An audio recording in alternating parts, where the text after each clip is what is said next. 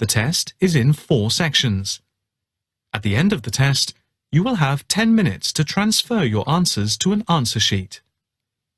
Now turn to Section 1.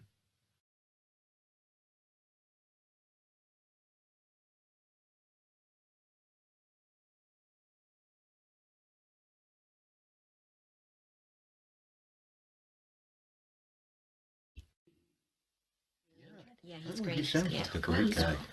Yes. Hello, everyone, and welcome to Greenville Community Center. Today, we're going to be talking about what we as a community can do to help each other in severe weather. Our lovely little village is, as you know, quite remote. There may be other similar-sized communities only 25 kilometers away, but emergency services have to drive 500 kilometers to reach us from the closest large town. That can mean a wait of up to 10 hours before help arrives.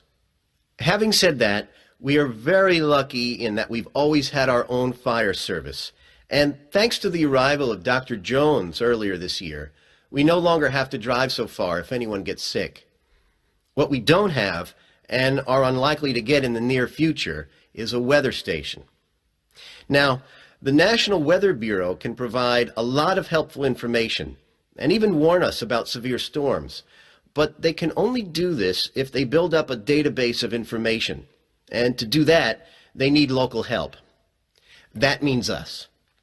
What we'd like to do is set up a group of volunteer storm spotters to pass information on to the Weather Bureau. So, what do these storm spotters have to do? Well, thankfully, you don't have to be particularly skilled in anything. Quite simply, immediately after a storm has passed, the first thing you have to do is call the National Weather Station to let them know. After that, you have to complete a report card, which is very simple and won't take more than a few minutes to do. The only other thing they ask is that we keep an eye out for any reports in the local newspaper of storms or storm damage. You need to cut these out and send them in as well. Damage that makes news here is unlikely to make it into the national papers, so these can be an important source of extra information. So that's all as far as the duties go. Now, what sort of thing do you need to report? Well, they don't want to hear about every single storm that we have, only the ones that bring some unusual conditions. For example, we don't need to call them just because there is hail, but we should report any hailstones that are 2 centimeters in diameter or bigger. They also need to know about damage caused by high wind, especially if it uproots large trees. Again, don't contact them every time you see a tree falling over. You should use your common sense and restrict it to those big enough to cause a problem, especially on our roads. They'd also like to hear about very heavy rainfall, and more especially any localized flash floods. So what should you do if you care about our community and you want to help? Well, obviously, you'll need a bit more information and preparation than I've given you today. So we'll be conducting a training session next month. This will only take up a day, so don't worry too much about it. If you do have the time and would like to come along, then you'll need to talk to the police who are coordinating the event. And as our storm season is from November right to the end of January, you'll need to put your name down by the end of October at the very latest. But if you'd like to get in early, Sergeant Phillips is here this afternoon, and he's happy to take names now. This really is important for our community, and we're hoping to get a lot of support. Thank you.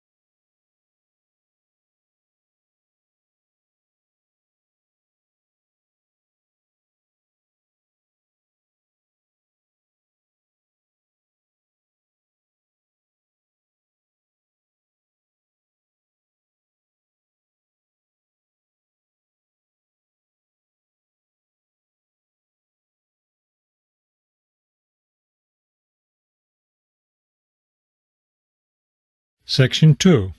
You will hear a tour guide giving information about a shopping district.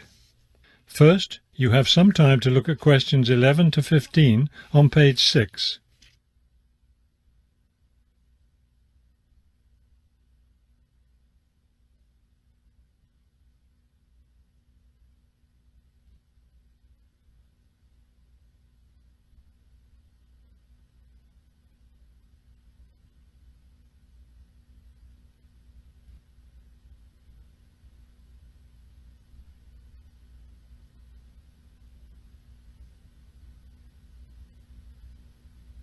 As you listen to the first part of the talk, answer questions 11 to 15.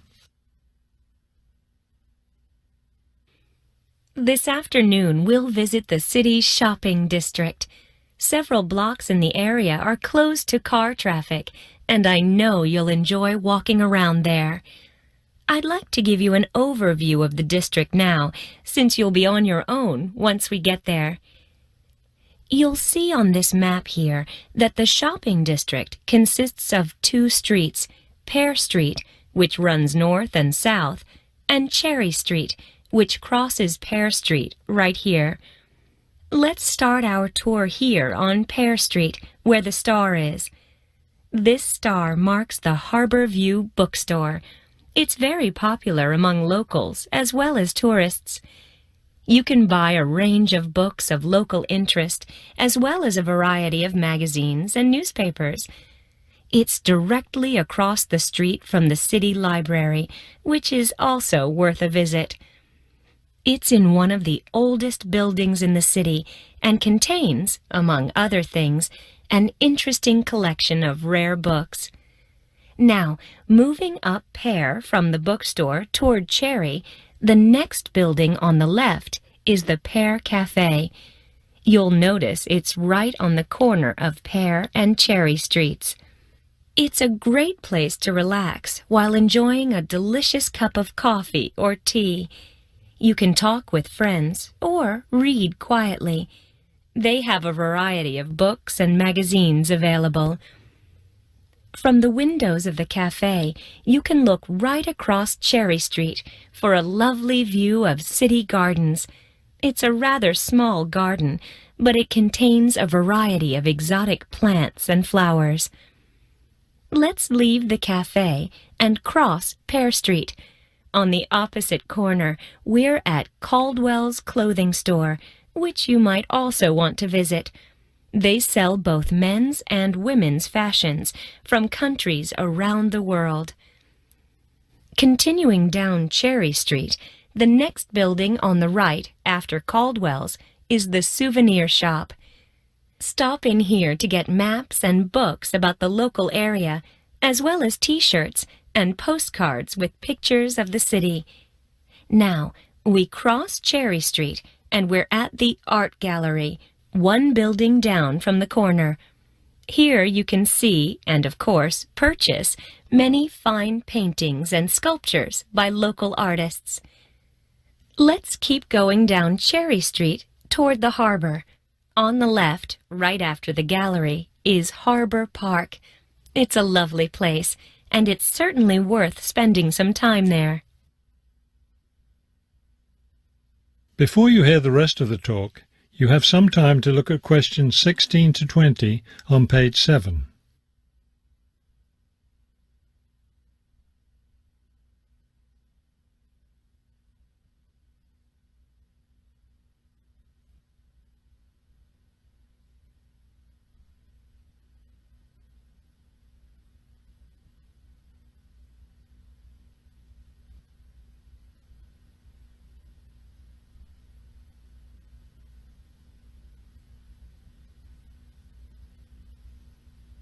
Now listen and answer questions 16 to 20.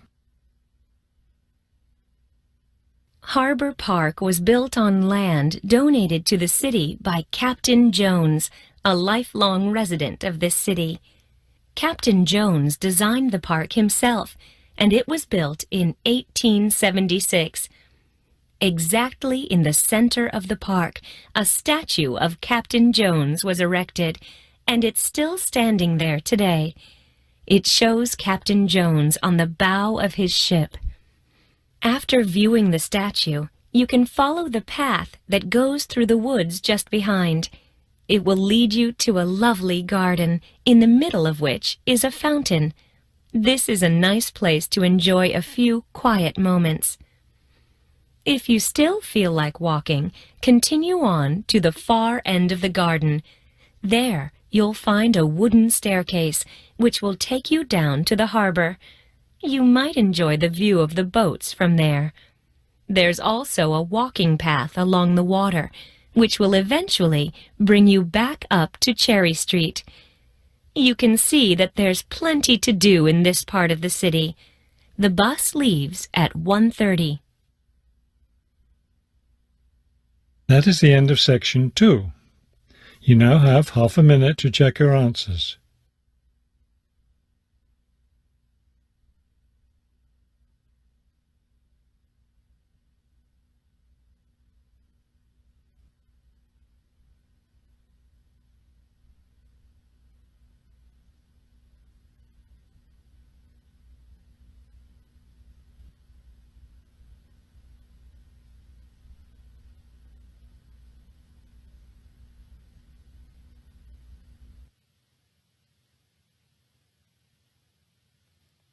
Now turn to section 3.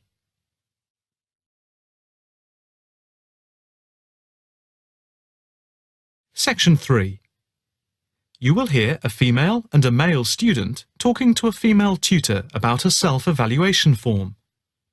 First, you have some time to look at questions 21 to 26.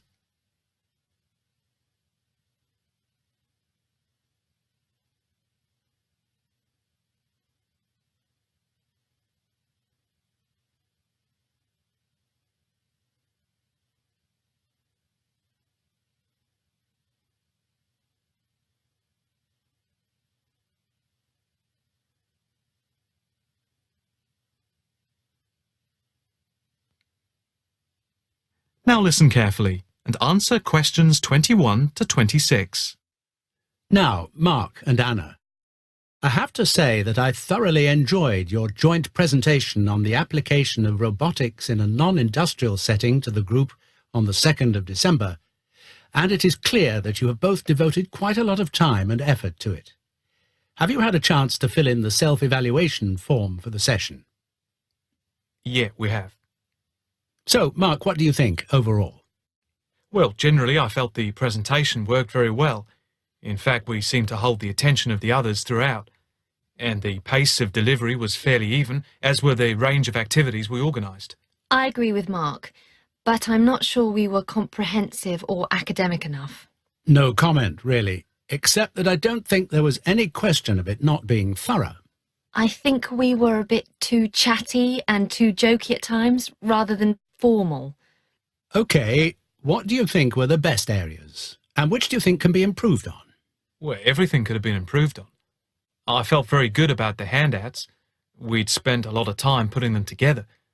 They had a very professional appearance as we bound them into a booklet. To me, the handouts were the best part, as we had a very extensive bibliography, and the booklet seemed to go down well.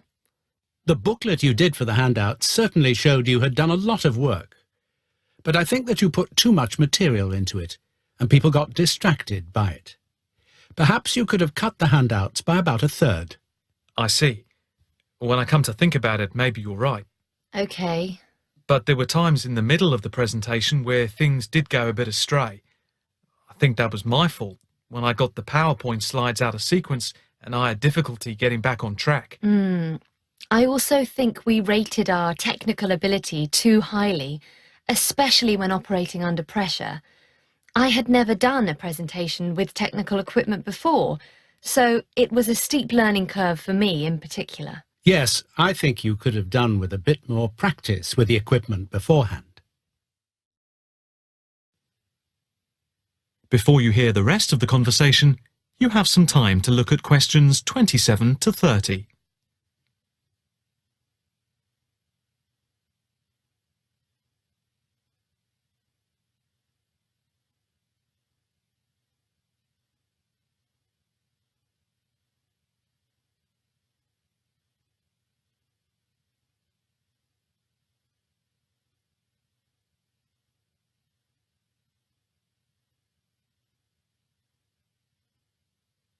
Now listen carefully and answer questions 27 to 30.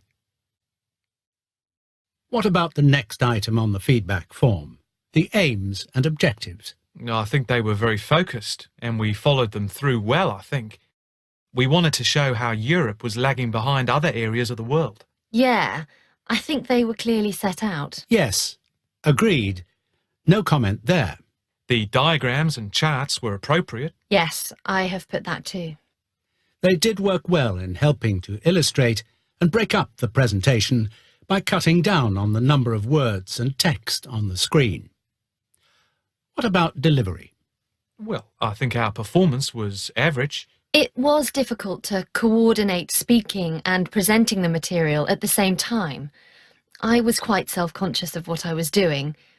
It was down to a lack of experience. Unfortunately, both of you had the habit of standing in front of the projector, so you kept blocking the image on the screen. To me, this is the area that requires the most improvement. The section on the predictions of the commercial application in the future, I think, appeared a bit haphazard. To me, it was a weak point of the presentation. And I think that some of the slides could have had fewer words. And we could have done some fancy graphics with the words. If you had to give yourselves a mark overall, how much would you give out of 10? 6, maybe? I'd be happy with that. Though bits were probably nearer a 7. So I'd say a 6. Anna, what do you think? I think for me it's perhaps a 7. OK. Did you find the task and the evaluation useful? I think... That is the end of section 3. You now have half a minute to check your answers.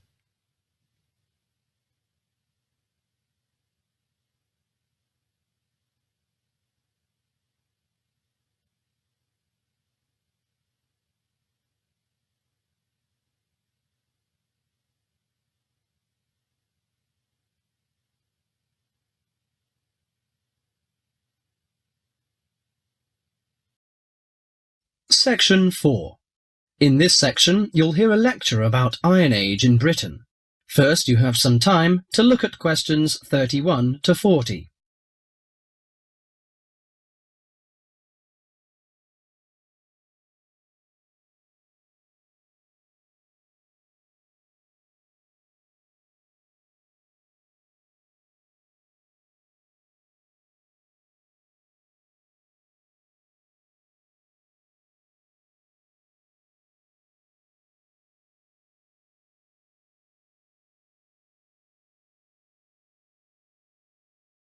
Now listen carefully to the message and answer questions 31 to 40.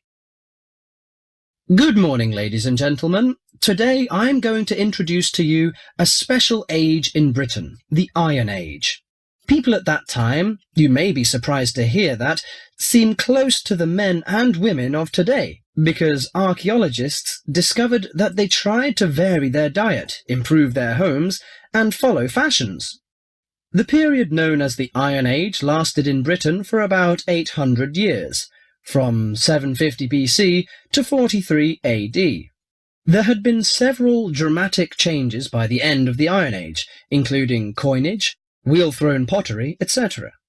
People had started to live in larger and more settled communities. Furthermore, because of the differences in climate and geography, someone living in Yorkshire or Ireland would have eaten different food, worn different clothing, and lived in different housing conditions from someone living in southern Britain.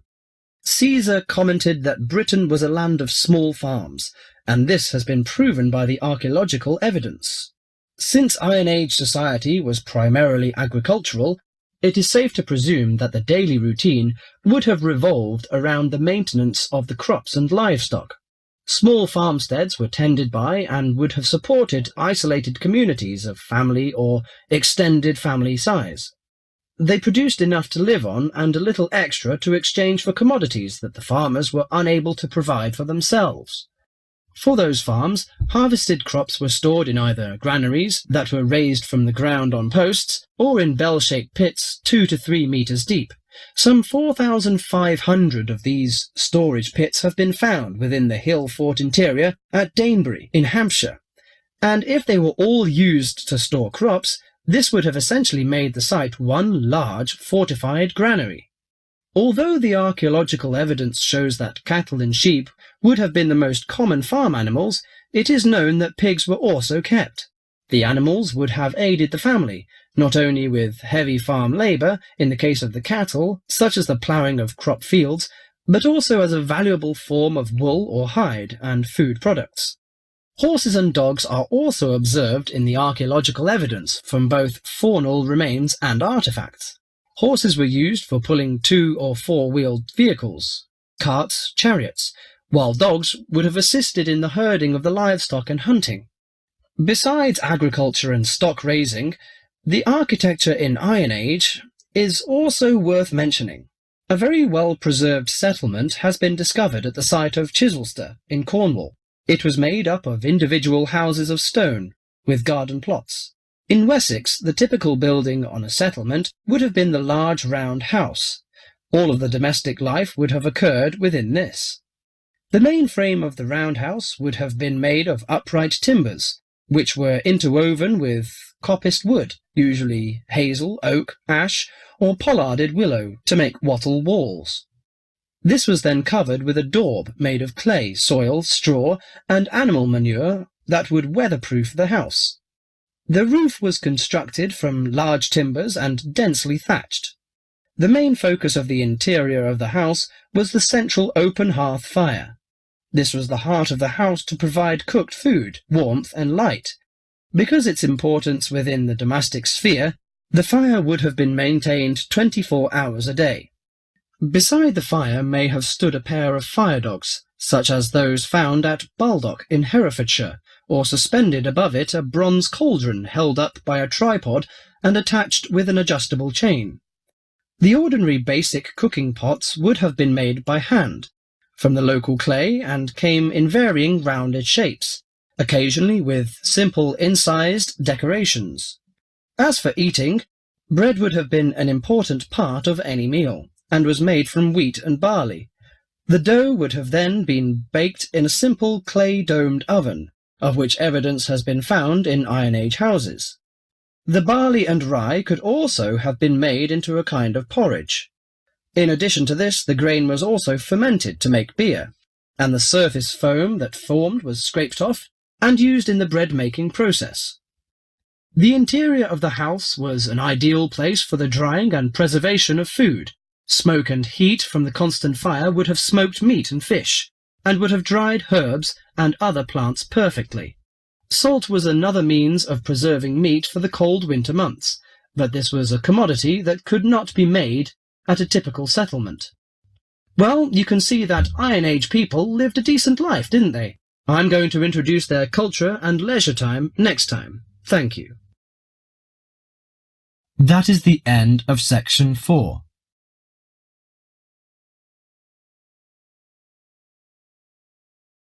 You now have half a minute to check your answers.